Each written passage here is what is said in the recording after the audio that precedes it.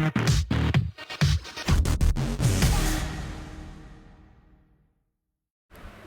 Guys, तो आज मैं करने वाला हूँ बूटॉक्स। और बूटॉक्स के बारे में मैं आपको बिल्कुल डीपली समझाने वाला हूँ कि बूटॉक्स क्या है और उसको कैसे किया जाता है और उसके क्या क्या फ़ायदे होते हैं। तो वीडियो को आपको पूरा देखना है, तभी आपको तभी आपको समझ में आएगा। तो इसकी बिल्कुल भी आप वीडियो को मत करना। तो देखो, सबसे पहले क्या करना होता है, सबसे पहले शैम्पू करना होता है। और शैम्पू जो करना है आपको प्योरीफाइन शैम्पू से करना है। प्योरीफाइन शैम्पू जो है बहुत सारी कंपनियों में मिल जाते हैं। और अगर आप इसमें बोटॉक्स की अगर पूरी किट लेते हो तो इसमें आपको प्योरीफाइन शैम्पू भी मिल जाता है। और या फिर आपने कैरेटिन का अगर पहले किट लिया हुआ है तो उसमें भी प्योरीफाइन शैम्पू होगा, तो आपको उसी से शैम्पू कर देना है। और अगर आपके पास शैम्पू नहीं है तो मैं आपको बताऊं कि आपको क्या करना है, आप कैसे करना है। तो देखो, सबसे पहले मैं आपको बता दूं कि शैम्पू कैसे करना है। तो शैम्पू जो आपको 2 टाइम करना है, 2 बार शैम्पू करना है। तो पहला जो शैम्पू रहेगा आपको अच्छे से शैम्पू कर लेना है, झाग अच्छे से बना लेना है। और उसको जो है 5 मिनट के लिए छोड़ देना है झाग बना करके। और उसके बाद उसको वॉश कर देना है। और वॉश करने के बाद जब दूसरा शैम्पू करोगे उसमें भी सेम ही रहेगा, झाग बना लेने। और झाग बनाने के बाद आपको वो रखना है 3 मिनट। अब 3 मिनट के बाद आपको कर देना है उसको वॉश। अब मैं आपको ये बता दूं कि अगर आपके पास प्योरीफाइन शैम्पू नहीं है तो आपको क्या करना है, आप कोई भी शैम्पू है तो आप उससे कर सकते हो। लेकिन उसमें क्या है, अगर आपको क्या करना है, आपको 2 से मतलब 3 बार ही आप शैम्पू उसको कर लेना है, लेकिन प्रोसेस सेम ही रहेगा। पहला जो है 5 मिनट के लिए लगा के छोड़ना है, दूसरा 3 मिनट के लिए लगा के छोड़ना है। और अगर आप तीसरी बार करते हो तो उसको आप 1 से 2 मिनट के लिए लगा के छोड़ देना बस। और अगर आपके पास शैम्पू अगर पेडिक्योर वाला है तो बहुत ही अच्छी बात है, वो आप 2 बार ही कर देना बहुत है, क्योंकि वो अच्छे से नीट एंड क्लीन कर देता है। अब ये करता है क्या है, देखो, प्योरीफाइन शैम्पू जो है ना अच्छे से नीट एंड क्लीन कर देता है। क्यूटिकल्स जो है ना, हमारे हेयर की जो लेयर होती है, दूसरी जो लेयर रहती है क्यूटिकल्स वाली, उसको कर देता है ये ओपन, जिससे कि जो ये प्रोडक्ट होता है ना, बोटॉक्स है, वो अच्छे से हेयर के अंदर जा सके। तो इसलिए शैम्पू इसमें ये वाला हमें यूज़ करना होता है कि जो नीट एंड क्लीन हमारे हेयर, जो मतलब जिन हेयर पे हम कर रहे हैं बोटॉक्स, वो नीट एंड क्लीन हो जाए। तो देखो, शैम्पू अगर आपके पास नहीं है, मैंने आपको बता दिया कि आप दूसरा शैम्पू भी इसमें यूज़ कर सकते हो, कोई प्रॉब्लम नहीं है। तो अब देखो, इसमें जो है आपको एप्लीकेशन का मैं आपको तरीका बता देता हूँ। तो एप्लीकेशन आपको रूट से 1/2 इंच छोड़ करके ही अप्लाई करनी है, रूट से आपको टच नहीं करना है। अब इसको मल्सीफाई कैसे करना है, इसको आपको क्या करना है, डैब डैब करके भी लगा सकते हो और आप ब्रश से ऐसे भी लगा सकते हो। मैं आपको बताऊँगा डैब डैब करके क्यों लगाते हैं। तो सबसे पहले आप ये जान लो कि इसको मल्सीफिकेशन कैसे करना है। तो देखो, आपको क्या करना है, इसको फिंगर से आपको अच्छे से इसको मल्सीफाई करना है। और उसके बाद आपको करना है कॉम का यूज़। अगर आप इसको फिंगर से नहीं भी करते हो तो भी कोई दिक्कत नहीं है, लेकिन आपको कॉम इसमें ज़रूर ही करना है, क्योंकि कॉम से क्या होता है, कॉम से जो ये प्रोडक्ट है वो अच्छे से हेयर पे फैल जाता है। आप कोई भी काम करते हो, कलर लगाते हो, स्मूथनिंग या कोई भी ऐसा काम होता है केमिकल, तो उसमें कॉम का यूज़ ज़रूरी होता है। और कॉम का यूज़ इसीलिए इसमें ज़रूरी होता है क्योंकि जो ये प्रोडक्ट होता है ना, वो अच्छे से पूरे हेयर में फैल जाता है, लग जाता है। तो इसलिए इसमें कॉम का ज़रूरी ही होता है। अब देखो, मैं आपको ये बताता हूँ कि इसमें डैब डैब करके क्यों लगाते हैं। तो अब देखो, डैब डैब करके इसमें हम यूँ इसलिए लगाते हैं। और मैं आपको ये भी बताऊँगा कि जो केमिकल वाले हेयर होते हैं उसमें आपको मतलब थोड़ा जो है गीला हेयर क्यों रखना होता है, 20% या 30% गीला क्यों रखना होता है, पहले आप ये जान लो कि इसमें जो है डैब डैब करके क्यों लगाते हैं। तो देखो, डैब डैब करके लगाने का ये फ़ायदा होता है कि ये जो प्रोडक्ट होते हैं ये थोड़े कॉस्टली होते हैं, महंगे होते हैं। तो डैब डैब करने से क्या है, एक्स्ट्रा जो है ये प्रोडक्ट नहीं लगता है। बस इसका ये ही रीज़न होता है डैब डैब करने का। बाकी ये नहीं है कि आप डैब डैब करके नहीं लगाते हो तो उससे कोई प्रॉब्लम होती है, ऐसा कुछ नहीं है। बस ये है कि डैब डैब करने से प्रोडक्ट एक्स्ट्रा नहीं लगता है। अगर आप डैब डैब करके नहीं लगाते हो तो उससे जो है प्रोडक्ट थोड़ा एक्स्ट्रा भी लग जाता है। ये होता है इसका मतलब कि डैब डैब करने का तरीका। अब देखो, मैं आपको ये बता देता हूँ कि जो मतलब कि जो केमिकल वाले जो हेयर होते हैं उस पे आप मतलब 20% या 30% गीले हेयर क्यों रखते हो। तो देखो, अगर आप ड्राई करके भी करना चाहते हो तो कर सकते हो, ऐसी कोई दिक्कत नहीं है कि आप उस पर ड्राई करके नहीं कर सकते हो। अब उसमें थोड़े से गीले हेयर हमें क्यों रखने होते हैं, वो इसलिए रखने होते हैं क्योंकि वो जो है बहुत ही ज़्यादा ड्राई होते हैं। तो जब ड्राई, अगर कोई भी चीज़ ड्राई होगी तो वो जो है वो अगर उस पर आप कोई भी चीज़ जैसे कि लिक्विड चीज़ जो होगी वो अगर डालते हो तो वो ज़्यादा एग्जॉर्ब करता है। आप कॉटन ले लो, कॉटन पे अगर आप पानी डालोगे तो वो एग्जॉर्ब कर लेगी ना। तो उसी तरीके से सेम यही होता है कि अगर आप इस पर पूरे अगर ड्राई हेयर कर लोगे केमिकल वाले हेयर पे तो वो जो है ज़्यादा प्रोडक्ट को एग्जॉर्ब करता है। तो इसीलिए बस प्रोडक्ट को थोड़ा सा मतलब ज़्यादा ना लगे, जितना लगाना है उतना ही लगे, इसलिए थोड़ा सा उसको हमें गीला रखना होता है। आप अगर ड्राई हेयर पे करना चाहते हो तो ड्राई हेयर पे भी कर सकते हो और गीले हेयर पे भी कर सकते हो। तो ये जो है मैंने आपको इसलिए बताया कि आपके मन में ऐसा कोई भी डाउट ना रहे कि अगर हमने ड्राई कर लिए हेयर केमिकल वाले तो क्या कोई प्रॉब्लम हो जाएगी। तो प्रॉब्लम कोई नहीं होगी उसमें, बस आपका प्रोडक्ट ही एक्स्ट्रा लगना है, बाकी रिज़ल्ट अच्छा आ जाता है, ये बात तो है। तो देखो अब इसको क्या करना है, आपको लगाने के बाद आपको इसके ऊपर अगर शावर कैप है वो लगा देना है, क्लीन फॉयल है वो लगा देना है, और उसके बाद आपको रखना है। आप देखो ये जो है डिपेंड करता है टेक्सचर के ऊपर। अगर के केमिकल वाले हेयर हैं तो उसको आपको 30 मिनट या 35 मिनट मतलब 30 या 35 मिनट आप उसको रख सकते हो। अगर हेयर में स्ट्रेंथ है ज़्यादा, मतलब ताकत है हेयर के अंदर, तो उसको आप 40 मिनट, 45 मिनट या 50 मिनट भी आप रख सकते हो। हेयर के ऊपर करता है वो डिपेंड। तो देखो ये जो है, ये मैंने जो रखे हैं 35 मिनट रखे हैं, क्योंकि हेयर जो है इनके फाइन है, थोड़े पतले हेयर हैं, तो इसलिए मैंने इनको 35 मिनट रखा है, ज़्यादा मैंने नहीं रखा। तो इसको आपको क्या करना है कि इसको फिर उसके बाद आपको करना है ड्रायर। अब ड्रायर जो है आपको देख लेना है, हेयर के ऊपर डिपेंड करता है। हेयर अगर वही मैं बोलूँगा कि अगर हेयर में कम जान है, अगर केमिकल वाले हेयर हैं तो आप इसको कूल ड्राई भी कर सकते हो। अगर हेयर में अगर वर्जन हेयर है तो हेयर में मतलब वर्जन हेयर है तो उसमें आप नॉर्मल हीट पे ड्राई कर सकते हो। और मैं आपको ये भी बता देता हूँ कि देखो आपके मन में ये भी होगा कि जो केमिकल वाले हेयर हैं वो कम क्यों रखना है या वर्जन हेयर है वो ज़्यादा क्यों रखना है। तो देखो मैं आपको बताता हूँ, वैसे जो इसकी टाइमिंग होती है वो 30 मिनट तक ही होती है। केराटिन या बोटॉक्स हो गया, इसको 30 मिनट तक रखना होता है, उसके बाद ये वर्क कर लेता है। बाकी जो वर्जन हेयर रहते हैं वैसे ही केमिकल हेयर के लिए ही ये प्रोडक्ट बने हैं ज़्यादा। बाकी जो है वर्जन हेयर पे भी हो जाते हैं, क्योंकि आजकल जो है वर्जन हेयर का टेक्सचर भी बहुत ही ज़्यादा ख़राब होता जा रहा है, तो इसलिए जो है वर्जन हेयर पे भी आजकल ये जाने लग गया है। तो देखो वर्जन हेयर में क्या होता है ना, वर्जन हेयर में बहुत ही ज़्यादा मतलब कि स्ट्रेंथ होती है, ताकत होती है, तो उसके कारण क्या है जो प्रोडक्ट है वो जल्दी से एग्जॉर्ब नहीं होता है, तो इसलिए इसको थोड़ा ज़्यादा टाइम तक के लिए हमें इसको रखना होता है। तो ज़्यादा टाइम के लिए रखते हैं वर्जन हेयर पे, तब वो अच्छे से एग्जॉर्ब हो जाता है। अब जो केमिकल वाले हेयर होते हैं वो ऑलरेडी पहले ही ड्राई होते हैं, तो उनके पोर्स जो हैं वो ओपन हो जाते हैं, मतलब क्यूटिकल्स लेयर जो है वो खुल जाती है, जिससे कि प्रोडक्ट जो है अच्छे से एग्जॉर्ब हो जाता है उसमें। तो इसलिए उसको इतने टाइम तक रखते हैं, और वर्जन ईयर को इतने टाइम तक मतलब ज़्यादा टाइम तक आप रख सकते हो। तो ये रीज़न होता है, बाकी और कोई रीज़न नहीं है। जब पूरे हेयर ड्राई हो जाएंगे अच्छे से, तो उसके बाद आपको करना है इसमें ब्लो ड्रायर, वो भी ब्रश से। तो आपको मैं बता देता हूँ कि इसमें ब्लो ड्रायर आप कर भी सकते हो और नहीं भी कर सकते हो। तो देखो करोगे तो अच्छी बात है, और अगर नहीं भी करोगे, अगर आप नहीं कर सकते हो तो भी मैं आपको बताऊंगा आपको क्या करना है। तो देखो सबसे पहले आपको मैं ये बता देता हूँ कि आपको ये जो है ब्लो ड्रायर ब्रश से करना है, तो वो कैसे करना है। आपको इसमें ज़्यादा हीट नहीं करना है, आपको फुल हीट खोल लेनी है ड्रायर की, आपको नॉर्मल हीट पे आप नहीं करना, आपको फुल हीट खोल लेनी है। और फुल हीट खोलने के बाद आपको क्या करना है, आपको ज़्यादा हीट नहीं करना, हल्का हल्का इसको कर लेना है, मतलब कि जो एक्स्ट्रा है सिर्फ वही निकलेगा, और इसमें हल्की हल्की सी शाइन आ जाएगी जब आप ड्राई करोगे ना। तो बस इतना ही आपको करना है, 1 से 2 बारी 2-3 बारी आपको करना है, तो वो जो है शाइन इसमें आ जाएगी, और उसके बाद आपको उसको छोड़ देना है। अगर आप ज़्यादा करोगे तो उससे क्या है, जो प्रोडक्ट है वो सारा का सारा उड़ जाएगा। सारा नहीं उड़ेगा तो मतलब मान लो ज़्यादा से ज़्यादा तो उड़ ही जाएगा, तो इसलिए इसमें आपको ज़्यादा नहीं करना है। अगर आप मान लो ड्रायर नहीं करते हो या नहीं कर सकते हो, तो उसमें आपको क्या करना है, आपको ऐसे छोड़ देना है, पूरे हेयर को अच्छे से ड्रायर करके छोड़ देना है। बस उसमें आपको आयनिंग करनी है। आयनिंग थोड़ा सा क्या है, उसमें आपको ज़्यादा करनी पड़ेगी, क्योंकि अगर आप ड्रायर करते हो ब्लो ड्रायर तो उसमें आपको आयनिंग थोड़ी सी कम करनी होती है। अगर आपने ब्लो ड्रायर नहीं किया है ब्रश से, तो उसके फिर उसमें आपको क्या करना है, आयनिंग थोड़ी सी ज़्यादा करनी होती है। तो इसमें आप ब्रश जो है पैडल ब्रश भी ले सकते हो, राउंड ब्रश भी ले सकते हो। ज़रूरी नहीं है मैंने राउंड ब्रश लिया है तो आपको राउंड ब्रश ही लेना है, आप इसमें पैडल ब्रश भी ले सकते हो, जैसा आपको ठीक लगता है, मतलब जो आपके हाथ पे कंफर्टेबल रहता है आप उसी हिसाब से इसमें ले सकते हो। तो देखो अब इसमें जो है मैं ब्लो ड्रायर कर दूंगा। अब ब्लो ड्रायर के बाद आयनिंग के बारे में मैं आपको बताऊंगा। आयनिंग एक बहुत इंपॉर्टेंट पार्ट है इसमें, और उसको कैसे करनी है आपको वो भी मैं अभी आपको बताऊंगा। और मैं आपको ये भी बताऊंगा कि इसमें इसके क्या क्या फ़ायदे हैं और क्या क्या घाटे हैं। और उससे पहले मैं आपको ये बता देता हूँ कि देखो इसमें जो है ना, जब भी आप कोई भी केमिकल वर्क करते हो तो आपको इसमें ग्लव्स पहनना बहुत ही ज़्यादा ज़रूरी होता है। वो मैं इसलिए बोल रहा हूँ क्योंकि ये जो प्रोडक्ट होते हैं, अगर आप ग्लव्स नहीं पहनोगे तो ये जो आपके हाथ हैंड्स पे रह जाएगा, नेल्स में रह जाएगा। जब आप खाना खाओगे तो आपके पेट में जाएगा, उससे क्या कोई भी प्रॉब्लम हो सकती है।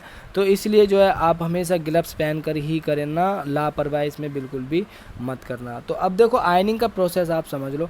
तो आयनिंग जो है जैसे कि आपको दिख रहा है, मैंने रखा है इसमें 170 टेम्परेचर। तो मैं 170 के टेम्परेचर पे ही इसमें करने वाला हूँ, और वो क्यों करूँगा वो मैं आपको भी बताऊँगा। बहुत ही अच्छे से समझाने वाला हूँ कि आपको इतने टेम्परेचर पे करनी है, इतने इससे ज़्यादा पे करनी है। तो अब देखो ये जो है, पहले आप ये समझ लो कि आयनिंग कितनी बार इस पर करनी है। तो आपको 10 से 16 बार कर लेनी है।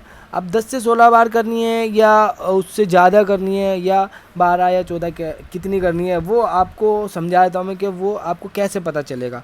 ठीक है, तो आपको वो ऐसे पता चलेगा कि आपको ना इतनी आयनिंग करनी है कि जो हेयर है वो प्रोडक्ट पूरा हेयर में से ना निकले, पूरा हेयर ड्राई ना हो।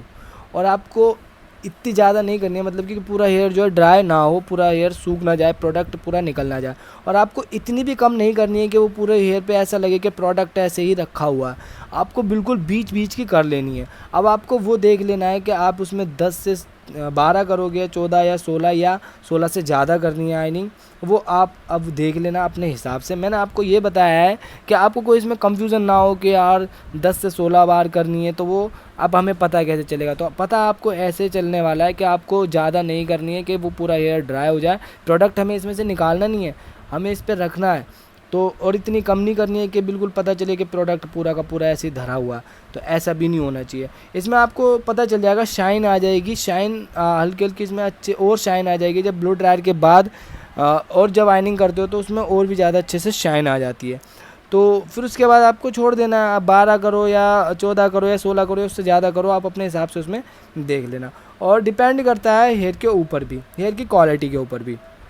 तो अब देखो मैं आपको ये बता देता हूँ कि आयनिंग करना इसमें क्यों ज़रूरी है। आयनिंग करना इसमें इसलिए ज़रूरी होता है, देखो पहला फर्स्ट नंबर तो ये होता है कि ये जो है पेनिट्रेट करता है, ये जो प्रोडक्ट है ये मतलब कि हेयर के अंदर तक आयनिंग की मदद से ये पहुंचता है प्रोडक्ट। क्योंकि जब हम इसको दबा के करते हैं, क्योंकि प्रेसिंग को दबा के ही किया जाता है, तो जब हम दबा के करते हैं तो जो प्रोडक्ट है वो पुश होता है अंदर की तरफ, वो पेनिट्रेट हो जाता है। पेनिट्रेट मतलब इसके अंदर घुस जाता है हेयर के अंदर।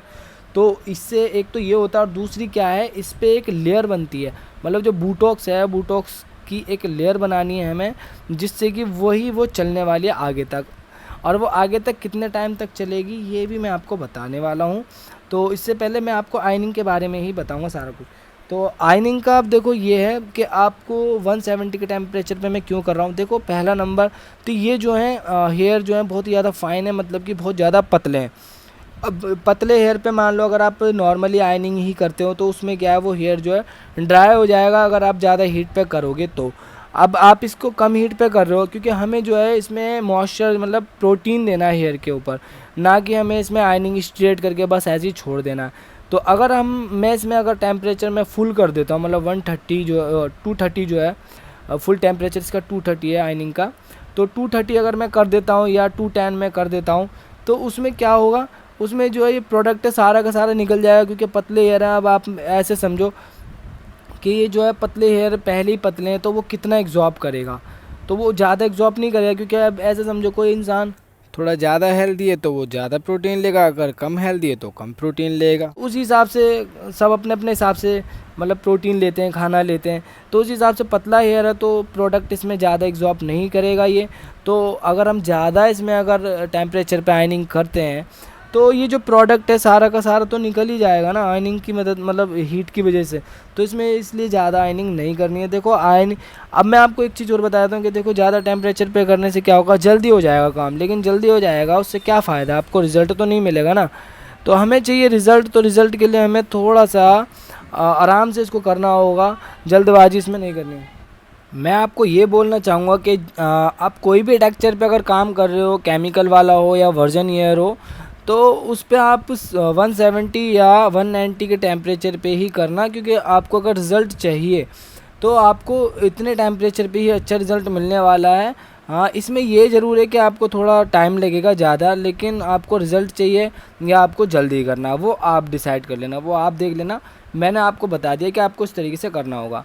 और मैं आपको ये एक चीज़ इसमें और बताता हूँ, देखो ये भी बहुत इंपॉर्टेंट चीज़ है कि आप ना ये कैराटिन या बोटॉक्स से आप कभी भी ना, ये जो हिना वाले हेयर हैं, मेहंदी वाले जो हेयर होते हैं, उन पे आप कभी सजेस्ट मत करना है, क्योंकि देखो उन पे जो है ना रिज़ल्ट जो है इसका उतना खास आ नहीं पाता है। मान लो 50% तक रिज़ल्ट आ पाएगा, इससे ज़्यादा नहीं आएगा, तो उन पे कोई फ़ायदा नहीं है। तो अगर आप चाहते हो कि आपका क्लाइंट बना रहे, आप पे ट्रस्ट बना रहे, तो आप उन पे सजेस्ट मत करना। आप हो सके तो वर्जन हेयर या केमिकल वाले जो हेयर होते हैं उन पे ही आप ये सजेस्ट करना। तो अब मैं आपको देखो इसमें इसके फ़ायदे बताता हूँ बोटॉक्स के, कि इसके बोटॉक्स के क्या क्या फ़ायदे हैं। तो देखो इसके तो फ़ायदे ही फ़ायदे हैं, घाटा तो इसमें कोई है ही नहीं। तो वो फ़ायदे क्या क्या हैं, देखो सबसे पहला नंबर तो ये बहुत ही ज़्यादा माइल्ड होता है। कैरेटिन के अकॉर्डिंग देखा जाए तो उसके अकॉर्डिंग ये बहुत ही ज़्यादा माइल्ड होता है प्रोडक्ट, तो इसलिए सबसे पहला फ़ायदा तो इसका ये है।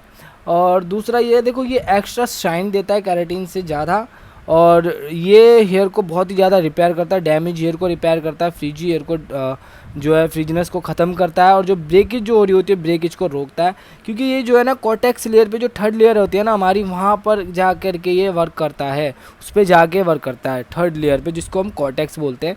तो मैं आपको बताता हूँ, देखो हमारी हेयर पे ना 3 लेयर होती हैं, जो कि पहला सरफेस होती है, दूसरी होती है क्यूटिकल्स, तीसरा होती है कॉटेक्स। तो ये कॉटेक्स पर जा कर के ये वर्क करता है अपना, तो इसीलिए इसकी जो है ना ज़्यादा अच्छा इसका रिज़ल्ट मिलता। तो देखा जाए तो अकॉर्डिंग टू कैरेटीन के कंपैरिजन में अगर हम इसे देखें तो उससे बेटर हमारा जो बोटॉक्स रहता है, क्योंकि ये जो है ज़्यादा टाइम तक स्टे भी करता है और इसका रिज़ल्ट भी बहुत ही ज़्यादा औसम होता है। और मैं आपको एक चीज़ और बताता हूँ कि, लेकिन मैं आपको ये बोलूँगा, देखो कैरेटीन में ये नहीं बोल रहा हूँ कि कैरेटीन ख़राब है, कैरेटीन का अपना वर्क है और इसका अपना वर्क है, क्योंकि कॉस्टली भी है कैरेटीन से, और वो थोड़ा सा रीज़नेबल प्राइस पे भी मिल जाता है।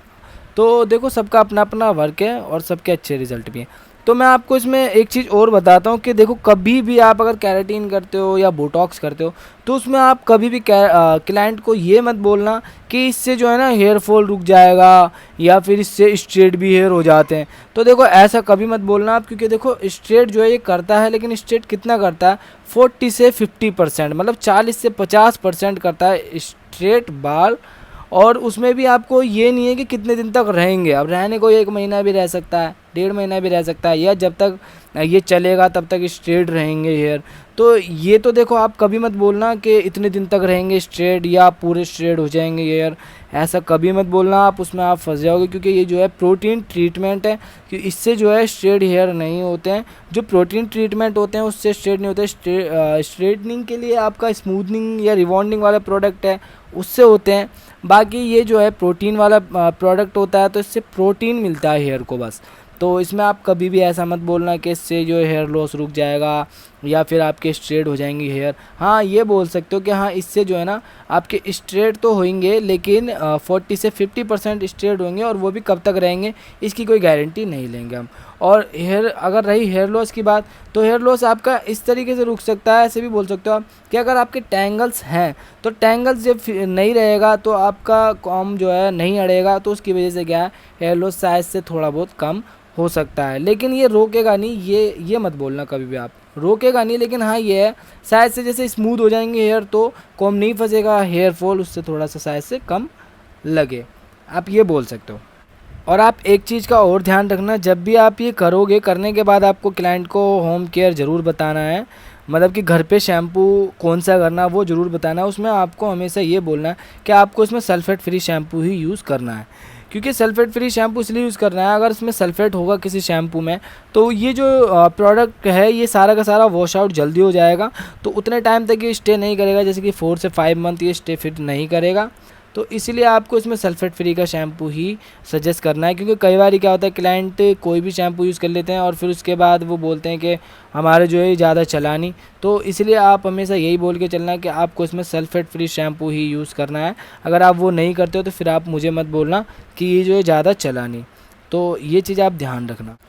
और एक चीज़ अब ये बात आ जाती है कि अब कैरेटीन और बोटॉक्स में क्या डिफरेंस है, तो ये भी तो आपको बताना है ना। तो देखो मैं आपको बताता हूँ कि इसमें जो है डिफरेंस सिर्फ थोड़े कुछ चीज़ों का डिफरेंस है, बाकी प्रोसेस जो है प्रोसेस तो दोनों का सेम ही है। मतलब जैसे कैरेटीन होता है उसी तरीके से सेम ये भी रहता है, उसी तरीके से इसको भी करना होता है। बूटॉक्स को भी। तो इसमें जो है प्रोसेस सेम है, बस इसमें क्या क्या डिफरेंस है देखो। एक तो पहला नंबर ये माइल्ड हो जाता है केराटिन से, और दूसरा इसका जो रिज़ल्ट है वो उससे ज़्यादा है, क्योंकि इसमें शाइन ज़्यादा है, और ये मतलब कि जो है स्ट्रेंथ बढ़ाता है, हेयर की क्वालिटी अच्छी कर देता है। और इसमें एक ये फ़ायदा है कि ये जो है सेम डे वॉश हो जाता है, जैसे कि मैंने आपको भी बताया था पहले। मतलब ये सेम डे, जैसे आज मैंने अभी ये किया है ना बूटॉक्स, तो अभी मैं आज ही इसका करने वाला हूँ वॉश, मतलब हेयर वॉश करने वाला हूँ मैं। और हेयर वॉश करने के बाद मैं आपको इसका रिज़ल्ट भी दिखाने वाला हूँ कि इसका जो रिज़ल्ट है वो कैसा रहेगा, और शैम्पू आपको कैसे करना है वो भी मैं आपको बताऊँगा। क्योंकि देखो शैम्पूज़ में आपको देखो ये ध्यान रखना है, आपको सल्फेट फ्री ही शैम्पू यूज़ करना है। जो आप क्लाइंट को सजेस्ट कर रहे हो ना, वही शैम्पू आपको इसमें यूज़ करना है। अगर आप इसका जो है प्रोडक्ट लेते हो, अगर पूरी किट लेते हो तो उसी में शैम्पू आता है इसका। अगर आप किट नहीं लेते हो तो फिर आप सल्फेट फ्री शैम्पू कोई भी कंपनी का आप इसमें यूज़ कर सकते हो। तो इसमें कंडीशनर अगर यूज़ करते हो तो कंडीशनर का यूज़ कुछ अलग हो जाता है, और हेयर मास्क यूज़ करते हो तो हेयर मास्क का यूज़ जो है वो अलग हो जाता है। और इसमें मैं आपको बताता हूँ कि जब आयनिंग हो जाएगी तो आयनिंग करने के बाद आपको उसको 10 से 15 मिनट के लिए रख देना है, कूल डाउन करना है। मतलब हेयर को पूरा ठंडा कर लेना, उसके बाद ही आपको करना है वॉश। आपको गर्म हेयर में वॉश नहीं करना है, आपको थोड़ा सा उसमें वेट कर लेना है। मतलब जब ठंडे हो जाएंगे उसके बाद आपको कर लेना है वॉश। और वॉश तो देखो आपको सल्फेट फ्री शैम्पू से ही करना है, तो वो भी मैं आपको बताऊंगा कि किस तरीके से आपको करना है। तो देखो आयनिंग हो चुकी है, मैं इसको 10 से 15 मिनट के लिए छोड़ने वाला हूँ। तो अब देखो ये जो है मैंने 10 से मतलब ये 15 मिनट के लिए मैंने छोड़ दिए थे। 15 मिनट बाद मैंने इनको वॉश किया है। तो वॉश आपको कैसे करना है, तो देखो सल्फेट फ्री शैम्पू ही यूज़ करना है इसमें आपको, ठीक है। माइल्ड शैम्पू ही यूज़ करना है, सल्फेट फ्री अगर शैम्पू नहीं भी है तो, जिसमें मॉइस्चर हो ना हेयर शैम्पू में, उसको ही यूज़ करना है। अगर नहीं है तो, नहीं तो आप सल्फेट फ्री शैम्पू से ही यूज़ वॉश करना है इसको। तो अब उसको कैसे करना है, आपको वन टाइम शैम्पू कर लेना, बहुत है एक ही बारी शैम्पू करना, बस अच्छे से झाग बना लेना, और झाग बना के उसको आपको वॉश कर लेना। अगर आप पानी में मतलब कि इसमें थोड़ा पानी मिक्स करके डाइल्यूट कर लेते हो उसको शैम्पू को, तो भी आप कर सकते हो, अच्छी बात है। और अगर आप डायरेक्ट भी लगाते हो तो भी आप कर सकते हो शैम्पू, कोई दिक्कत नहीं है, बस सल्फेट फ्री होने चाहिए। तो उसमें आपको लगाने के बाद अगर जैसे कि आप इसकी किट लेते हो बूटॉक्स की, तो उसमें आपको कंडीशनर या मास्क जो भी है वो आएगा। अगर आपके पास नहीं है तो आप हेयर मास्क उसमें यूज़ कर सकते हो। तो हेयर मास्क आपको कैसे करना है, उसमें आपको 5 से 10 मिनट के लिए लगा के छोड़ देना है, और उसके बाद आपको हेयर मास्क को प्लेन वाटर से रिंस करना है। शैम्पू करना है पहले, शैम्पू करने के बाद हेयर मास्क लगाना है। हेयर मास्क आपको 5 से 10 मिनट के लिए रखना है, और फिर उसको वॉश कर देना है। अगर आप कंडीशनर यूज़ करते हो तो कंडीशनर का क्या है, 1 से 2 मिनट में उसको रिंस कर देते हैं, क्योंकि वो इंस्टेंट वर्क कर लेता है। अब जब आप हेयर मास्क या कंडीशनर जो भी रिंस करोगे, रिंस करने के बाद आपको क्या करना है, टॉवल ड्राई कर लेना है। टॉवल ड्राई करने के बाद आपको क्या करना है, हेयर सीरम जो रहता है वो 1 से 2 ड्रॉप लगा देना है गीले हेयर पर ही, और उसके बाद आपको ड्रायर करना है। अब ड्रायर कैसे करना है, आपको उसको नॉर्मल हीट पर ही करना, फुल हीट पे इसको बिल्कुल भी मत करना। आप चाहते हो तो आप इसको कूल ड्राई भी कर सकते हो और नॉर्मल हीट पे भी कर सकते हो, बस इसमें आपको ज़्यादा हीट का यूज़ नहीं करना, आप ये ध्यान रखना। तो मैं आपको ये चीज़ भी बता दूं कि कितने टाइम तक रहता है। तो ये जो है 4 से 5 महीने हेयर पे रहता है, और कैरेटीन जो है, कैरेटीन वो 3 से 4 महीने रहता है। तो मतलब कि कैरेटीन से ये 1 महीना ज़्यादा स्टे करता है।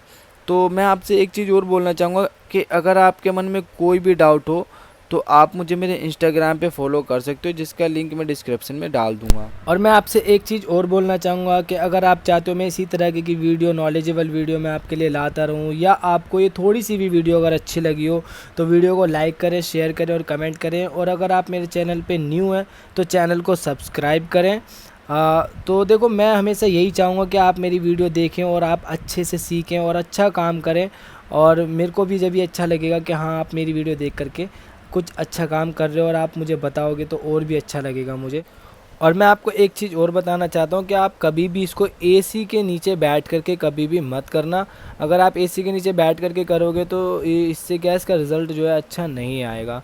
तो आप इस चीज़ का भी ध्यान रखना। तो फिलहाल इस वीडियो में सिर्फ इतना ही है, मिलता हूँ मैं नेक्स्ट वीडियो में, तब तक के लिए गुड बाय।